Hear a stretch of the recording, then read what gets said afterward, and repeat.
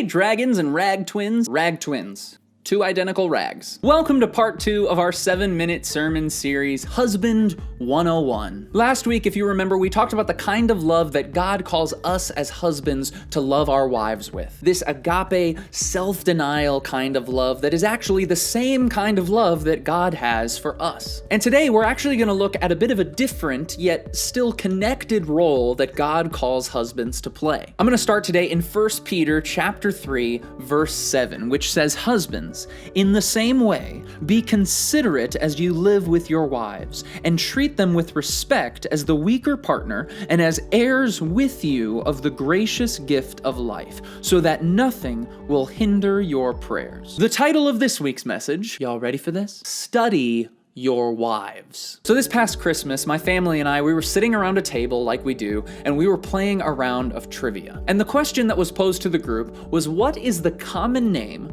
for the chemical compound NaCl? And immediately I slammed on my buzzer and I screamed, table salt, it's table salt. And of course I was right, and I got way too excited, and not just because I am way too competitive when it comes to family trivia, but also because years ago in high school, in chemistry class, I had learned that the common name for sodium chloride, NaCl, is salt. And this game of trivia was the first time in nearly 10 years that I was actually able to apply or use that knowledge. It's a useful education right there. In this text, the writer, who is Peter, uses a phrase, be considerate, when talking about how husbands should relate to their wives. And this phrase is translated in a bunch of different ways in different versions of the Bible. But the original Greek word used here is the word nosin. And nosin can actually be best defined as applied knowledge. You see, the command here in this text for husbands is first and foremost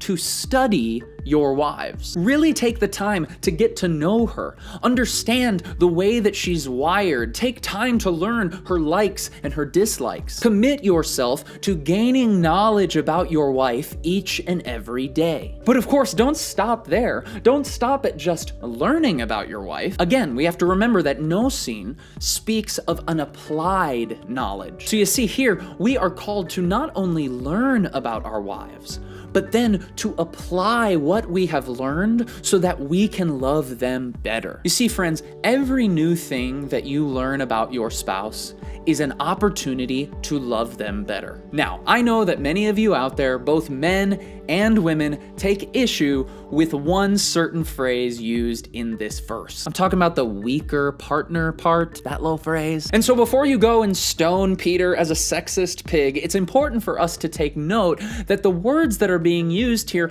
most likely refer to the physical makeup of our bodies. Really, what Peter is saying here is that women, in general, have a different physical, biological makeup than men do. If you want more details on that, I highly recommend you watch a video I made a little while ago called "Is the Bible Sexist Towards Women?" Check it out. Today, though, I actually want to focus on several commands that surround that phrase that will help us to understand more clearly the role of a husband in a marriage.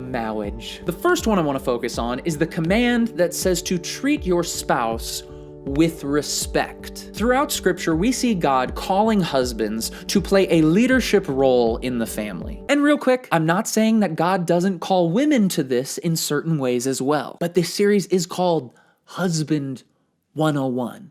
You dig? But something that this verse reminds us is that we as husbands must never use our role as a leader to make our wives feel less than, or like they're an employee or a child. And you see, in Peter's world, this was actually a radical claim, because in the first century Middle East, a husband had absolute rights over his wife, and the wife had almost no rights at all. And so the idea of honoring and having obligations to serve your wife would have been incredibly progressive in that day. And Peter pushes even further in that direction when he says to husbands that your wives are heirs with you of the gracious gift of life. You see, whether you subscribe to the male headship model of a family or not, the humbling and sobering truth of this passage is that in God's eyes and heart, we are all equal heirs. Husbands out there, listen to me now. You are not more important than your wife. Maybe you're the breadwinner of your family. You might be the leader or authority figure in your household. But again, that does not mean that you are the most important. Even though you may fill a different role than your wife in your family, you both have a shared inheritance of God's grace. You see, the role of a husband is not to lord over his wife and make her feel inferior or less than just because she's a woman. But you see here, the Bible is actually calling us as husbands and as wives to seek ultimate equality in the thing that matters most, our fellowship with God. Hey friends, thank you so much for watching this 7-minute sermon. I hope this series is encouraging you and strengthening your faith. Before you go, I wanted to let you know that today's video is brought to you by the supporters of this ministry via Patreon. Patreon is a fantastic platform that allows people like you to support the creators they love for as little as $1 a month. In fact, if each and every person who watches this video supported this ministry for just $1 a month, we could potentially reach tens, if not hundreds of thousands, maybe even millions of more people with the gospel message through this amazing platform called YouTube. And so if you are interested in joining this mission to literally, as Jesus said, go into all the world and preach the gospel to all nations, if you want to help us at this ministry do that, then I highly encourage you to click the link down below and check out our Patreon page where you can give, once again, $1, $2, $5, $20 a month, however you are able. We would greatly appreciate it. That is all I have for you today. I will see you all next week for another video. I love you all. Keep being awesome.